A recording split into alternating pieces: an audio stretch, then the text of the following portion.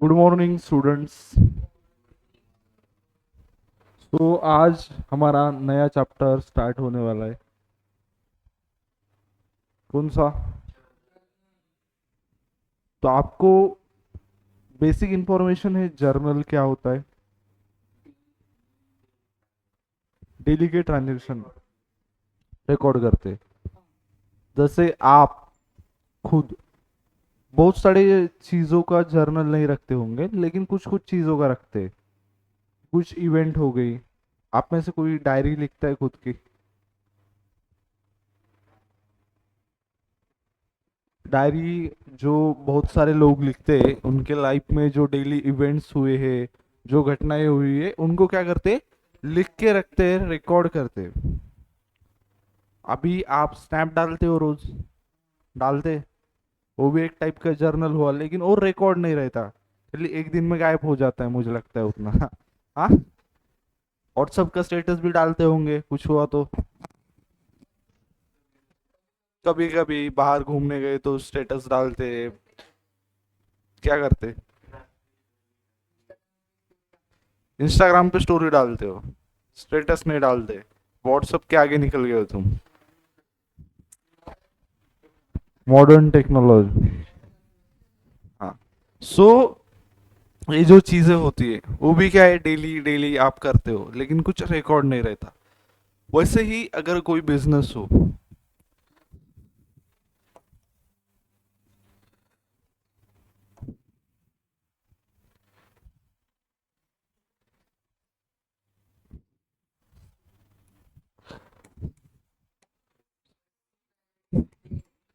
Bassi private limited बोल के एक business है, जिसके ओनर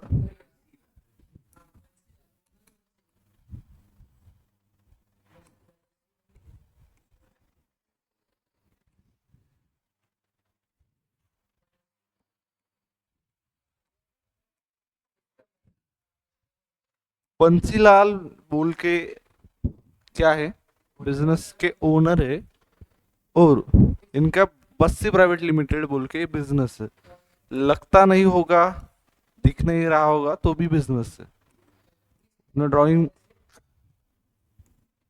समझो, एक सुपरमार्केट के टाइप में, जहाँ सब चीजें मिलती है। डिमार्ट, डिमार्ट नहीं, बी मार्ट है। बस्सी प्राइवेट लिमिटेड के अंदर एक बी मार्ट बोल के इनका एक बिजनेस है। हर बिजनेस में आपको पता होगा कितनी एक्टिविटीज होती है डेली। हाँ, transaction.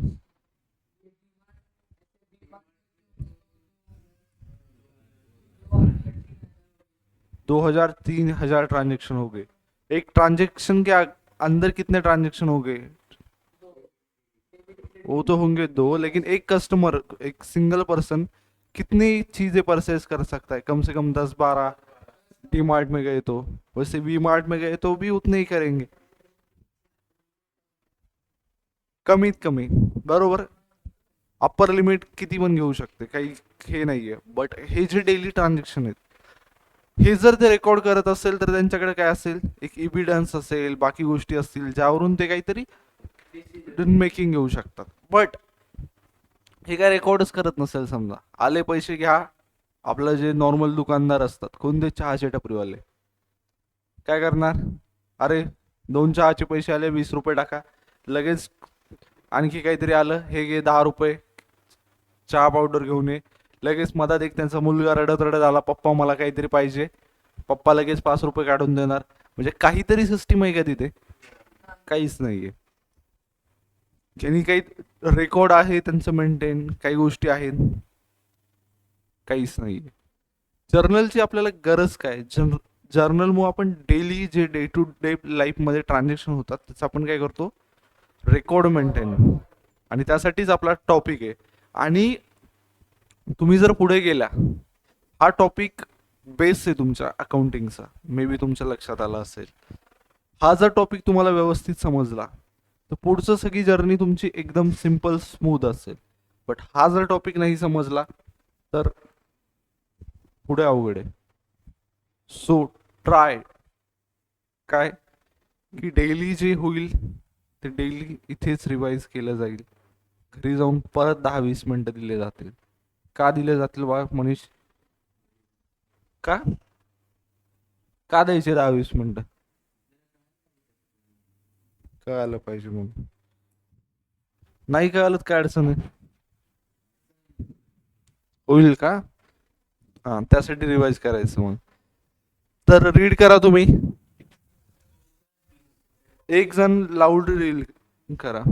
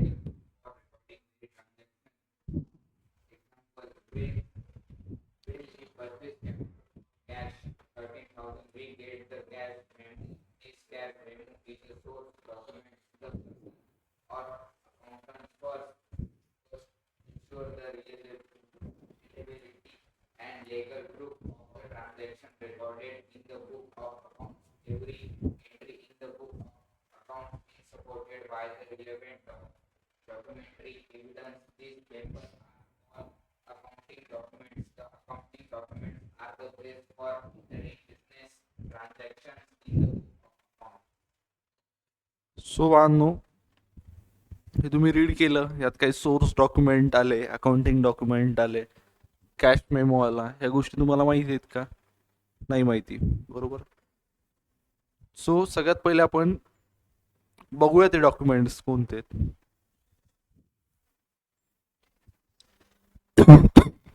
The most important accounting documents for recording journal as follow. हे सगळ्यात इम्पॉर्टंट डॉक्युमेंट. मे बी तुम्ही टॅली केली, कुणी टॅली, ERP. टॅली नावाचा एक कोर्स असतो माहिती, कम्प्युटर. तिथे जर तुम्ही केलं असेल तर तुम्हाला समजेल. Voucher is the document that support a payment made by business. It is a legal evidence that certain sum of money has been paid to specific person or party. There are different type of voucher prepared by business. Example: cash voucher, bank voucher, purchase voucher, sales voucher, travel bill, wages bill, salary bill. There are two types of voucher: internal and external voucher. सगळ्यात पहिलं internal voucher. The internal voucher are the document prepared by internally by the organization. The voucher which is created by business itself and signed by payee is called internal voucher. It is prepared when we cannot get receipt or proof. Such transaction: taxi fare, bus fare, auto fare. तर वाहनो, जे internal voucher असते ते आपण कधी prepare करणार?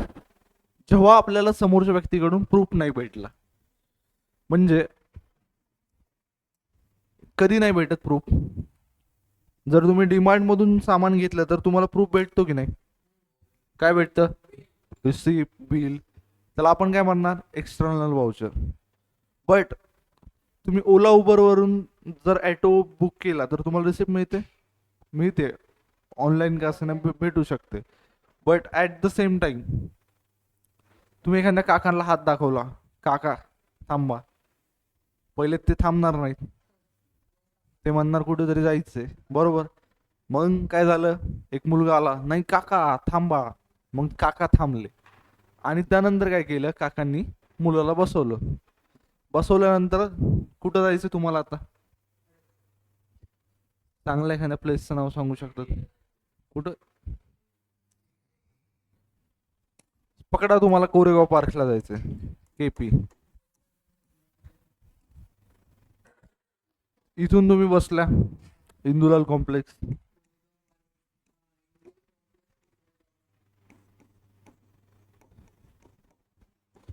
बरोबर. जायचं होतं तुम्हाला. तो त्यासाठी तुम्ही काय केलं? ॲटो, रिक्षा केला. कोण?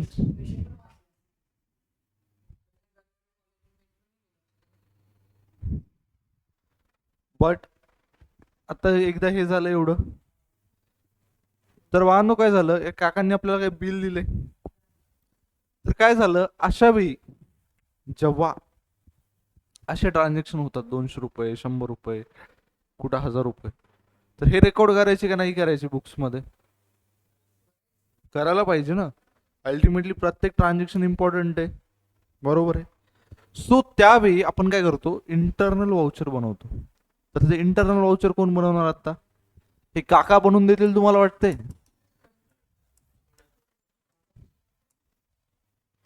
बनवतील का? वाउचर कोणाला बनवलं लागेल? या बन्सीलालला वाउचर बनवलं लागेल, जे आपल्या बिझनेसचा ओनर आहे, ना की काका बनवतील.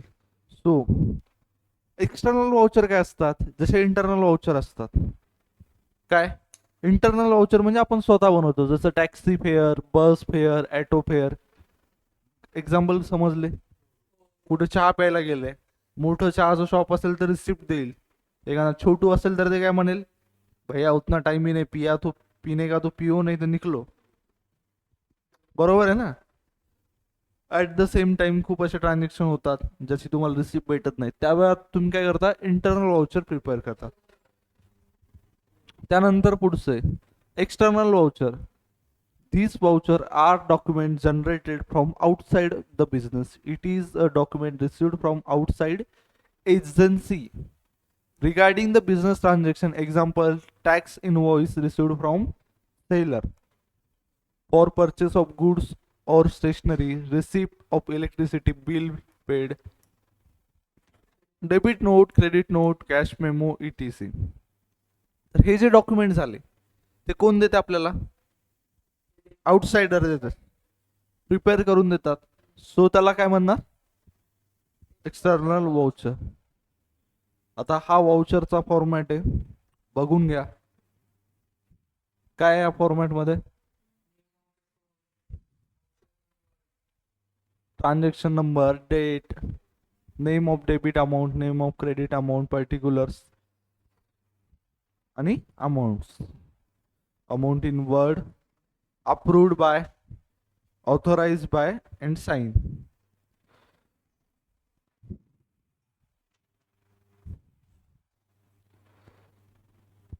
त्यानंतर एक cash voucher. The evidence of cash payment and cash receipt is called cash voucher. When the amount is spent in cash, one should prepare cash voucher. If any document from payee is obtained, then that itself can be treated as voucher. It may be prepared for the payment and external document may be attached to the same. It is a document on the basis entries will be made in the cash book. जेव्हा आपण कॅशमध्ये payment करतो तेव्हा आपण cash voucher बनवणार आणि त्या बेसिसवर आपल्या कॅश बुक मध्ये ज्या एंट्रीज आहेत त्या या बेसिसवर बनणार. तर यानंतर पुढचं tax invoice. Tax invoice, invoice या शब्दावरून तुम्हाला काय कळालं? इनव्हॉइस मिळतो माहिती आहे, काही परचेस केलं, हे केलं, तुम्ही क्लासमध्ये ऍडमिशन घेतलं तेव्हा तुम्हाला काय मिळते? रिसिट मिळते. तुम्ही एखाद्या शॉपवरून जर सामान परचेस केलं तर तुम्हाला काय मिळतो? बिल. त्यालाच आपण काय म्हणतो? Tax invoice. जर तिथं जीएसटी वगैरे लागत असेल तर. सगळ्यात पहिले tax invoice is a document prepared by seller to inform the buyer about quantity supplied, rates, terms of payment. म्हणजे क्वांटिटी किती सप्लाय केली, रेट काय, terms of payment at which goods are supplied, trade discount if any allowed. म्हणजे कोणता जर trade discount असेल तो पण त्या टॅक्स इनव्हॉइस मध्ये दाखवला जातो. CGST, SGST and total amount payable by him. It is a purchase invoice और इनवर्ड इनव्हॉइस. बानो हे जे टॅक्स इनव्हॉइस आहे, इनवर्ड इनव्हॉइस, भले ते टॅक्स इनव्हॉइस जर बिझनेसमॅन इश्यू करत असेल, बट तुमच्या दृष्टीने ते कोणतं असेल, जर तुम्ही परचेस करत असाल तर परचेस इनव्हॉइस. आणि ॲट द सेम टाइम त्याला आपण काय म्हणतो, इनवर्ड इनव्हॉइस. Inward invoice. परचेसला काय म्हणतात, इनवर्ड. आणि तेच बायर, सॉरी आता त्यानंतर ते बायरच्या दृष्टीने कोणतं आहे, इनवर्ड आहे किंवा परचेस इनव्हॉइस आहे. तेच सेलरच्या दृष्टीने कोणतं आहे, सेलरचे सेल्स इनव्हॉइस और आउटसाइड इनव्हॉइस फॉर सेलर.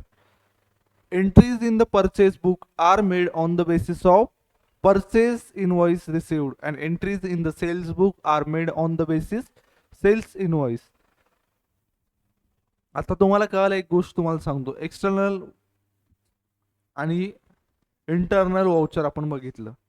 जर सेल्स इनव्हॉइस असेल तर ते एक्सटर्नल वाउचर आहे का इंटरनल?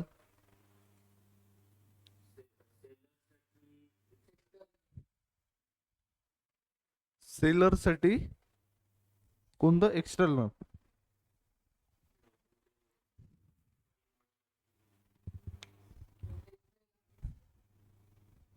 बन्सीलालनं समजा एखादे गुड्स परचेस केले, त्याला एक इनव्हॉइस मिळाला, ते एक्सटर्नल बन्सीलालसाठी. बट बन्सीलालने एखादे गुड्स समोरच्याला विकले, सेल्स इनव्हॉइस त्यासाठी कोणतं झालं, इंटरनल झालं. कारण ते स्वतः देतो. Tax invoice is send by seller to buyer when goods are supplied to him. हे फॉर्मॅट बघून घ्या. नाहीये.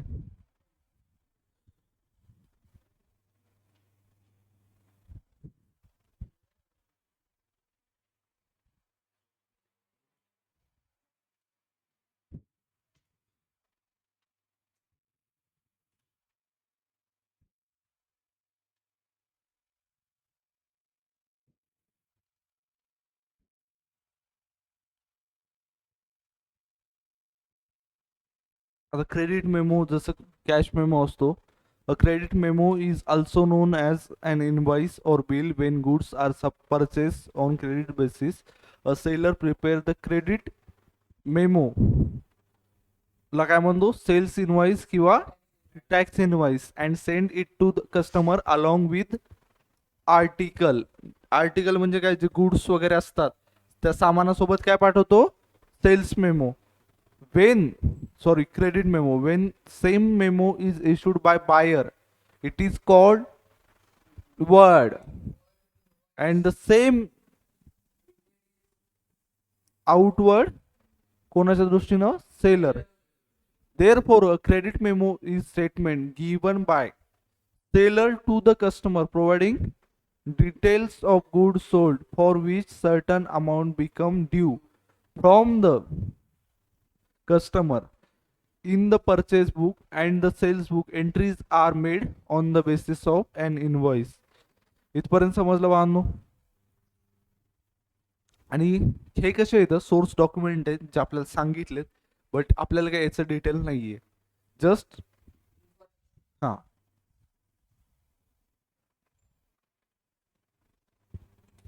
त्यानंतर रिसिप्ट. रिसिप्टचं माहिती आहे तुम्हाला काय असते.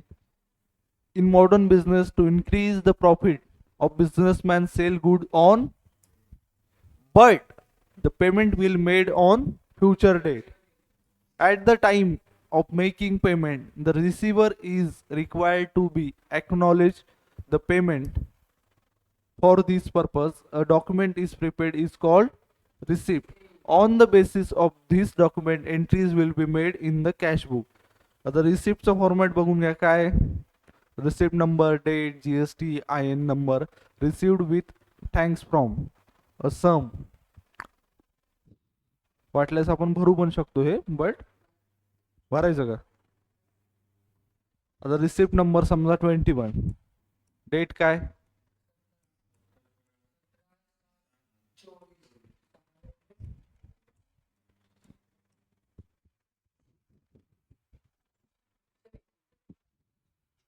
इकडे बघा, received with thanks from कुणाकून,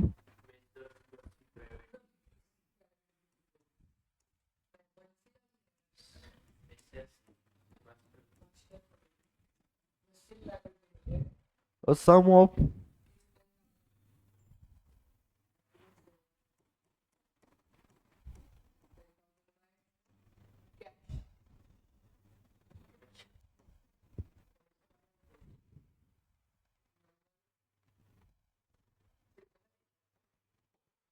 dated कोणत्या डेटला भेटले? काय काय?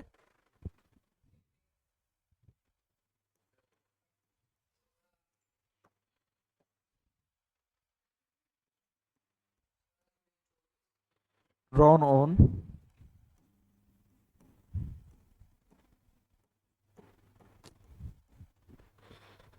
In part full payment of bill number. Bill number समजा त्यांचा होता 321, रिसिप्ट नंबर वेगळा असतो. रुपीज 10,000.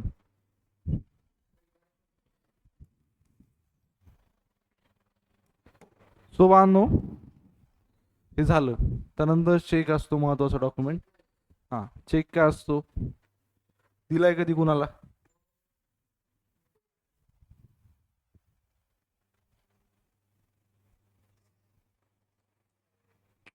एकदा एवढं रीड करून घ्या सगळं तुम्ही. काय डेफिनेशन आहे चेकची, काय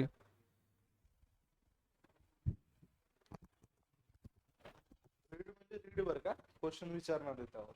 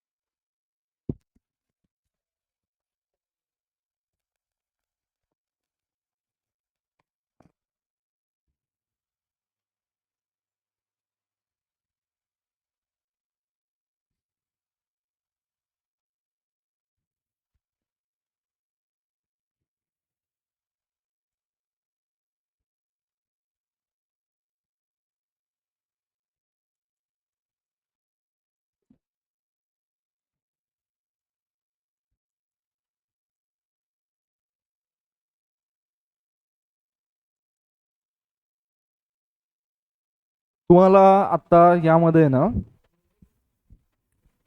हे तर समजलं असेल, cheque is an written unconditional order signed by account holder by directing a specific banker to pay on demand on certain sum of money only to the person named there or to the bearer. आता इथं काय दिले, specific banker. Banker म्हणजे काय, की पैसे देणारा जो असतो तो कायम कोण असणार, बँकर असणार. बँकर म्हणजे बँक. सगळ्यात पहिले इथं यामध्ये तीन पार्टीज असतात बघा, जर तुम्ही रीड केलं, the person who draw a cheque is called drawer. The drawee, the bank on whom the check is drawn is called drawee. The drawee is always the bank. म्हणजे पैसे देणारा ड्रॉई ऑलवेज कोण असतो, बँक असते. The पेई, the person is whose favor a check is issued is called पेई. आता इकडे बघा, चेक वेगवेगळ्या टाईपचे असतात. चेक स्वतःच्या नावाने पण देऊ शकतो तुम्ही, बरोबर आहे. दुसऱ्याच्या नावाने पण देऊ शकतो. बेरर चेक पण असतो, क्रॉस चेक पण असतो. वेगवेगळ्या टाईपचे चेक असतात.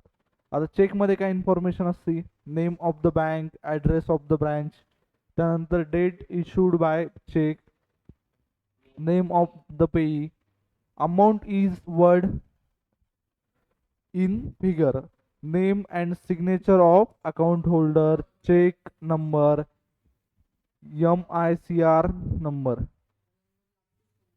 कोणता, अरे तिथं प्रिंट असतो ऑलरेडी. तुम्ही जर चेक जर बघितलं, हा,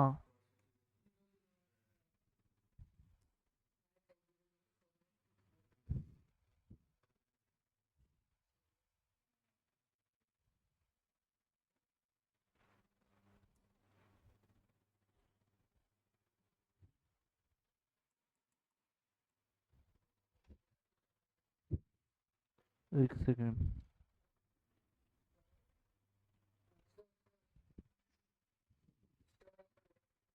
काय काय, हम्म.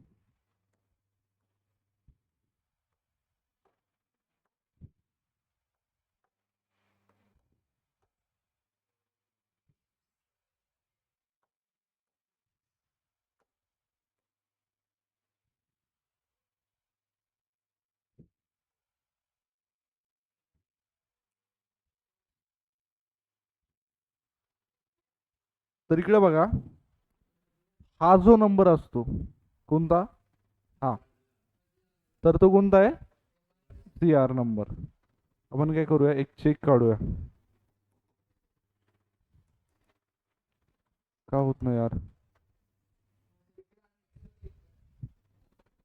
हम्म.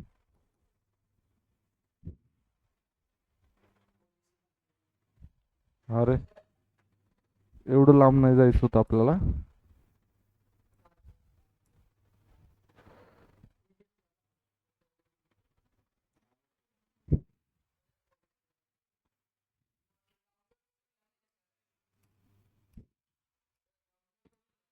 बरं ठीक आहे, हे इकडे बघा, जाऊ द्या बाकीचं. हे बँकेचं नाव दिसतंय, इथं पे आले. त्यानंतर इकडे बघा, इथं MICR नंबर आहे, इथे चेक नंबर आहे, इथं IFC कोड आहे, बाकीच्या गोष्टी डेट वगैरे आहेत. इथं रुपीज मध्ये लिहायचंय, इथं अकाउंट नंबर लिहायचा आहे. त्या सगळ्या गोष्टी तुम्हाला इथं दिसल्या. हा, तो आपलं बेसिक इंटेन्शन जेवढं होतं MICR नंबरचं तेवढं कम्प्लीट झालंय. अरे हा, सो इकडे लक्ष द्या. IFC कोड पण माहिती आहे तुम्हाला, अकाउंट नंबर माहिती आहे, आणि ज्यांना माहित नसेल त्यांच्यासाठी सांगतोय, गुगलवर सर्च करू शकता, युट्यूबवर बघू शकता तुम्ही. एवढ्या काही जास्त डिफिकल्ट गोष्टी नाही आहेत. Types of cheque, a cheque may be bearer cheque, order cheque, cross cheque. सांगूया ना, बेरर चेक म्हणजे काय असतो, ज्यावर कोणत्याही व्यक्तीला काउंटरवर पैसे रिसिव्ह होतात. म्हणजे सलील जरी घेऊन गेला तो चेक, वरद जरी घेऊन गेला, मनी जरी घेऊन गेला, तर प्रत्येकाला पैसे देणार. तिथं काही हे नाही स्पेसिफिक. ऑर्डर चेक म्हणजे काय असतो, स्पेसिफिक व्यक्तीचं नाव लिहिलेलं असतं. काय? Specific person or order is called an order cheque. म्हणजे काय? पे टू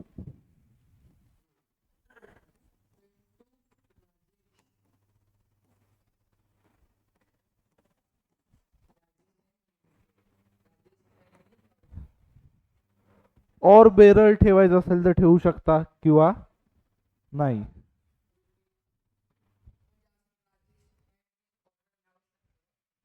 पे टू राजेश और हिज ऑर्डर और बेरर असं पण करू शकतो. हे कोणतं होते? ऑर्डर चेक होते. पे रुपीज, किती रुपीज पे करायचे? 2000. बट ही अमाऊंट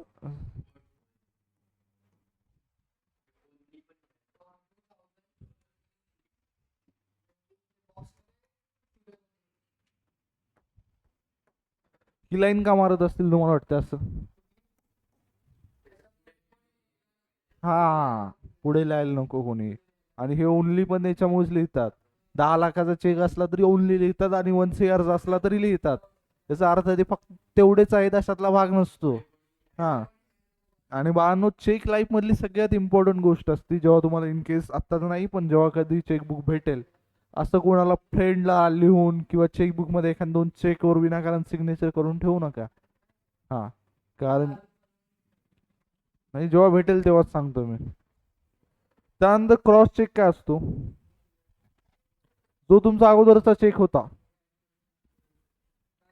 त्याला काय करतो आपण, अशा टू पॅरलल लाईन्स ड्रॉ करतो. Is called cross cheque. Cross cheque has been deposited in to bank account and payment is made only through bank. The effect of this cheque is that the payment of cheque is received to right person.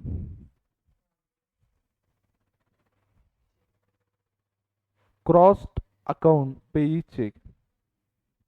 आता हे जे cross केलं यामध्ये पेईचं नाव लिहिलं, account पेई की कोणाला द्यायचं आहे ॲटला. क्रॉस म्हणजे काय? जो व्यक्ती आहे, जे नाव लिहिले त्याला भेटतो तिथे.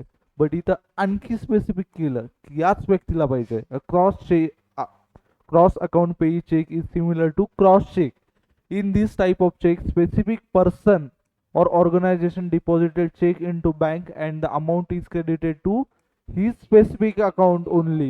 When two parallel lines across the check are drawn with the word account pay, only it is called cross account pay check. So आतापर्यंत ह्या गोष्टी तुम्हाला समजल्या असतील. आणि जर्नल पेक्षा बाकीच्याच गोष्टी आपण खूप जास्त बघितल्या काय असतात ते. घरी जाऊन तुम्हाला ते रीड करावं लागेल. आत्ता तुम्ही इंट्रोडक्शन वाचा, तुम्हाला किती समजेल लक्षात घ्या. परत इथपर्यंत रीड करा एकदा.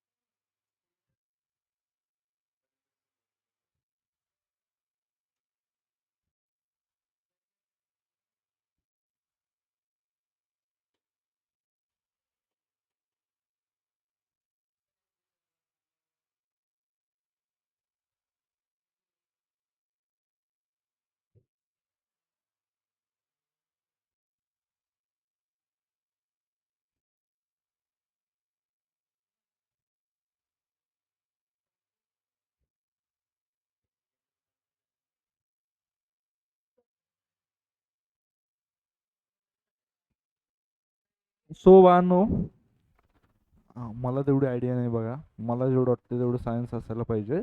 बट तो इकडे लक्ष द्या. इंट्रोडक्शन रीड केलं तुम्ही सगळ्यात पहिली गोष्ट. काय तुम्हाला समजलं सोर्स डॉक्युमेंट काय असतात. इन्शुअर रिलायबिलिटी म्हणजे काय असते. रिलायबिलिटी म्हणजे की असं कुणी पण नाही. तुम्हाला काय वाटतंय रिलायबिलिटी एक्सटर्नल वाउचरची जास्त असेल का इंटरनल? का? बरोबर आहे. खूप कमी पॉसिबिलिटी तुम्ही डीमार्ट मधून चुकीची रिसिप्ट बनवू शकता बट नॉर्मली कमी पॉसिबिलिटी. इंटरनल असेल तर किती पण सेल्स रिसिप्ट बनवू शकता बसला बसला.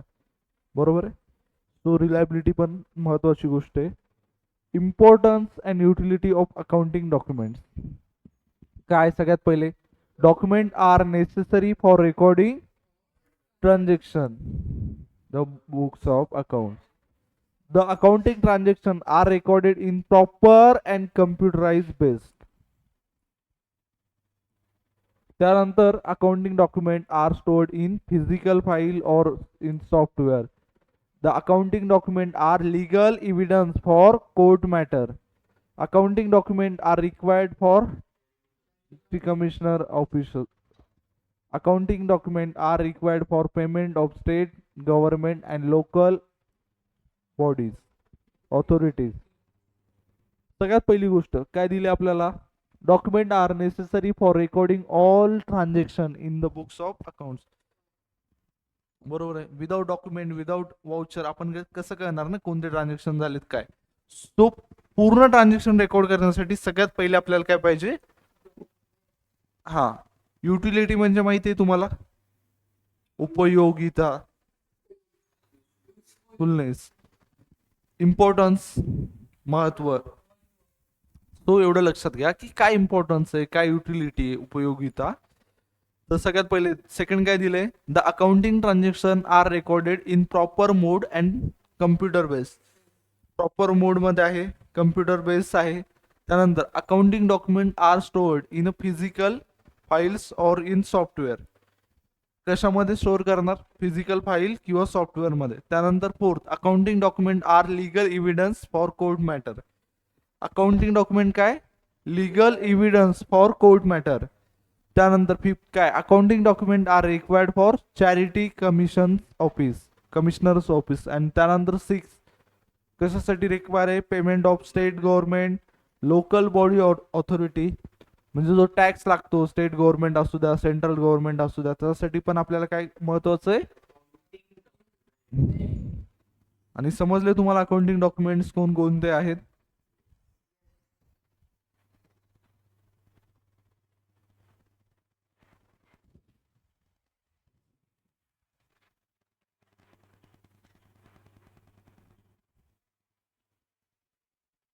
The word journal is derived from French word जर. कशामधून भेटला, वर्ड.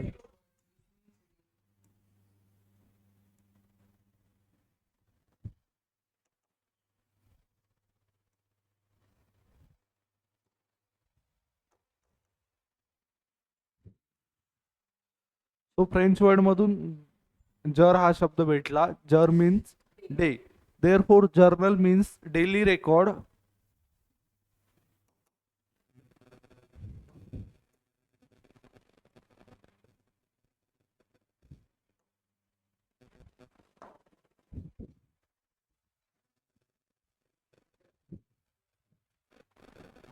काय म्हणला,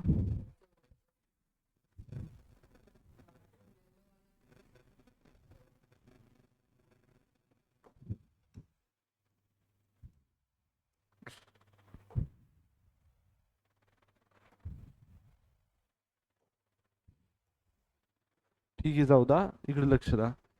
the word journal is derived from French word jour means day, therefore journal means daily records. Hmm. Contain a daily record of business transaction and hence it has been named so. As soon as transaction takes place, it is debit and credit aspect are analyzed and first of all records chronologically. that is in the order of their occurrence taking place. Journal is book of original entry or primary. ही गोष्ट सगळ्यात महत्वाची आहे MCQ point of view न आणि in future पण. Journal काय original entry किंवा primary entry highlight करून घ्या याला. आणि जसे जसे ट्रान्झॅक्शन होतात तसं तसं क्रोनोलॉजिकल वेनी आपण काय करतो ट्रान्झॅक्शन रेकॉर्ड करतो. त्यानंतर पुढचं journal is a book employed to classify or sort out transaction in form of convenient of their subsequent entries in ledger. कशासाठी करतो is a book employed to classify or sort out transaction in form of convenient for their subsequent entries in ledger. Journal मधले ज्या entries असतात त्या आपण पुढे काय करतो लेजर मध्ये क्लासिफाय करतो.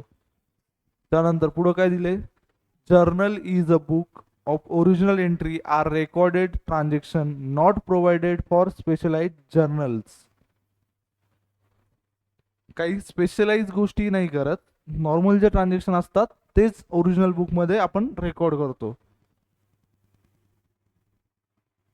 आणि 9 आपल्याला importance and utility of journal दिलेले आहेत.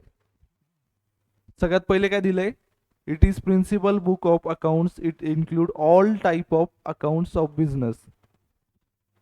काय प्रिन्सिपल बुक ऑफ अकाउंट्स आहेत ज्यात all type of business transaction आपण रेकॉर्ड करतो. It show all necessary information recording transaction. जी इन्फॉर्मेशन पाहिजे ट्रान्झॅक्शनच्या रिगार्डिंग ती सगळी प्रोव्हाइड होते. जसे अकाउंट्स इन्वॉल्ड नरेशन मध्ये खाली लिहितो की काय ट्रान्झॅक्शन झालं होतं. The journal has date wise record of all transaction with detail about account. It help to understand the event when it took place. Date wise record आहे, जेव्हा जेव्हा ट्रान्झॅक्शन ऑकर होतं तेव्हा तेव्हा आपण ते रेकॉर्ड करतो. आणि हेल्प करतं की understand event when it to म्हणजे कोणती इव्हेंट झाली काय झाले नरेशन मधून आपल्याला माहिती मिळते. त्यानंतर चौथं होतं काय journal is a subsidiary book in which all day to day transaction are recorded first in chronological order. Chronological order म्हणजे काय